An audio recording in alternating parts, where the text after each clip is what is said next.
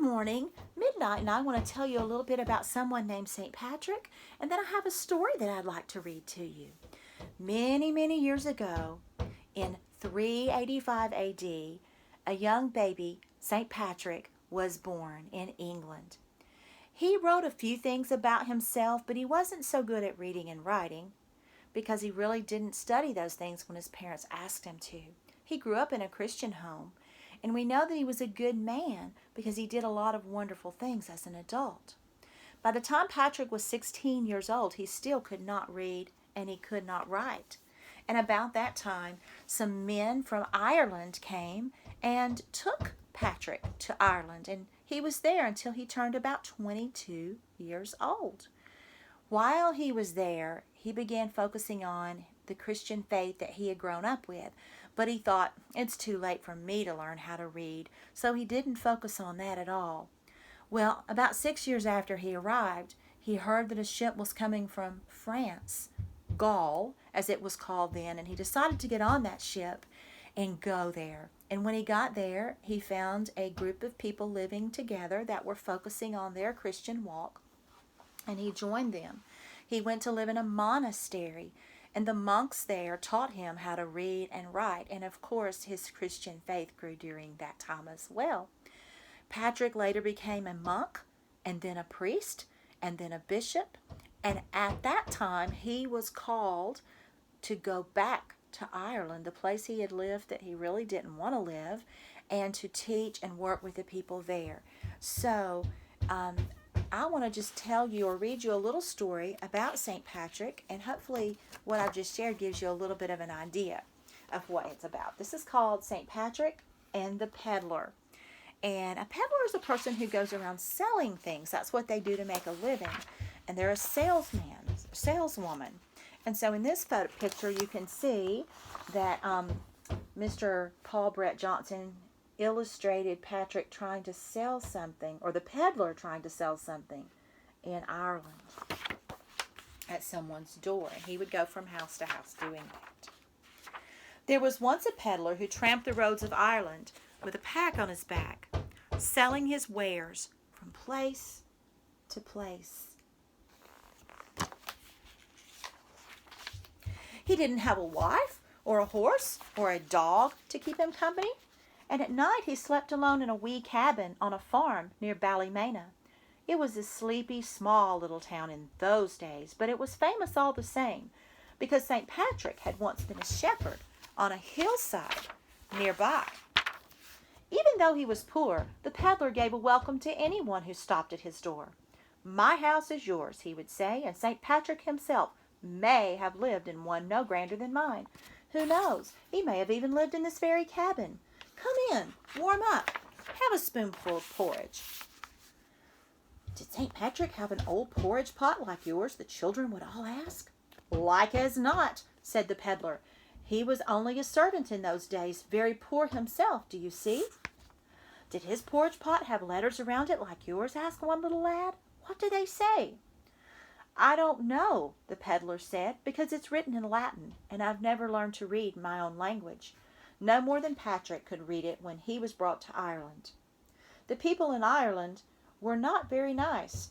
Only the Druids could read, and they kept their learning secret in a written form of their own. It's different now. If you ask your priest or minister to teach you to read, he will do it. He might even teach you Latin. I want to read what it says on your porridge pot, said Danny. No doubt. You will learn, the peddler said. Well, the next year the potato crop failed and hard times came to the peddler. People were too poor to buy needles and pins or thread or clay pipes or combs or other bits and pieces that he sold. Often he just gave away his goods in sheer despair. Take this needle and spool of thread, he would say to a mother. You need them to mend your baby's blanket. And to Danny he said, keep the pencil. It may help you learn to read or write. Day after day, week after week, the peddler trudged from dawn to dark without selling so much as a pin.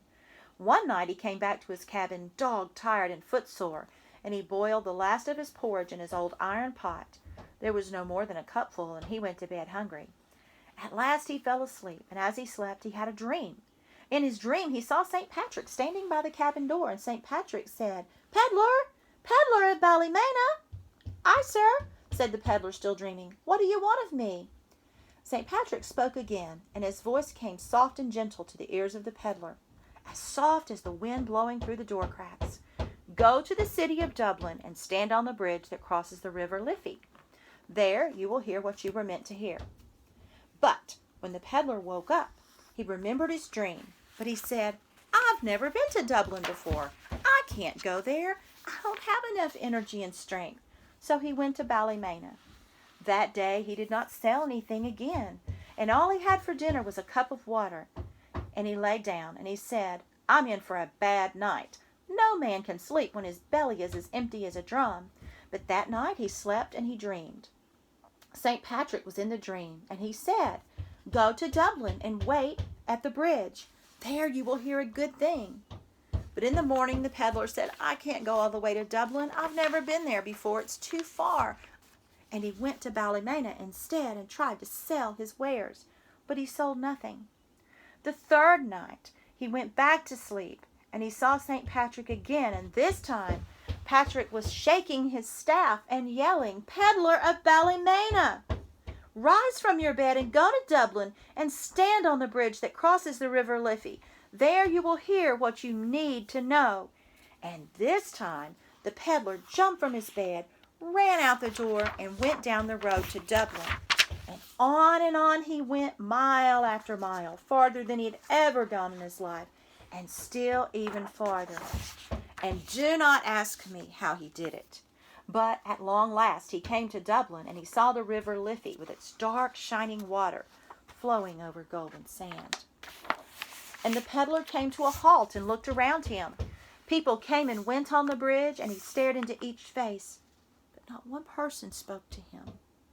At the end of the bridge was a butcher shop, with a fat butcher leaning in his doorway, his arms folded across his apron. He too looked into each face that passed, for he needed customers, but he looked in vain. Times were as hard in Dublin as they were in Ballymena. The sun went up in the sky and down again, up and down. The butcher closed his shop and walked across the street. "Good evening to you, stranger," says he. "Are you looking for someone? You've been here all day." "I have that," says the peddler. "And what may your business be on the bridge?" "No business," said the peddler. "Well, you would be a great fool to stand there all day for no reason. Out with it, man. What brought you here?" "Well, to tell you the truth, I dreamed 3 nights in a row that St. Patrick told me to come to Dublin and wait on the bridge. He said I would hear good news." The butcher laughed loud and long. "And how far have you come?" "I don't know," said the peddler, "a long way." "All for a dream? Let me tell you, fellow, I had a dream myself 3 nights in a row. I dreamed that St. Patrick told me to dig under an old iron pot in a poor cabin near Ballymena, and I would find a treasure." "Nonsense! It's a week's journey. All of that for a dream?" The peddler started back home after saying not a word. How he got there I cannot be telling you, but he lost no time. No sooner was he home than he moved the old iron pot from the hearth, and he began to dig and dig and dig, and believe it or not, he dug up another gold pot. And when he pried up the lid, he did what did he find? But gold. Filled to the brim, cups and rings and coins, enough to have been there since St. Patrick's Day. I shouldn't wonder. When the peddler was staring at the treasure, in came Danny. "What have you got there, peddler?" he asked in amazement. "I've got what St. Patrick promised me." "The priest is teaching me to read and write," said Danny. "I got what you promised me, and he told me the meaning of the words on your iron pot. They say," here around the edge, in Latin, they say, "Here I stand, old and good, with something better under me."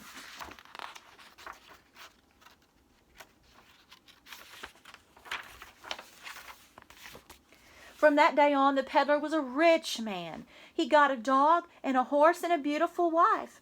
What man could ask for more? He gave freely to the poor, and at the end of his life, the children would come sit by his hearth with the peddler's own children while he told stories about St. Patrick. He always ended with these words: St. Patrick was a better man than tongue can tell. By the King that is above me, he was 3 times better than all I can say, and if he ever comes calling again, he'll find 100,000 welcomes.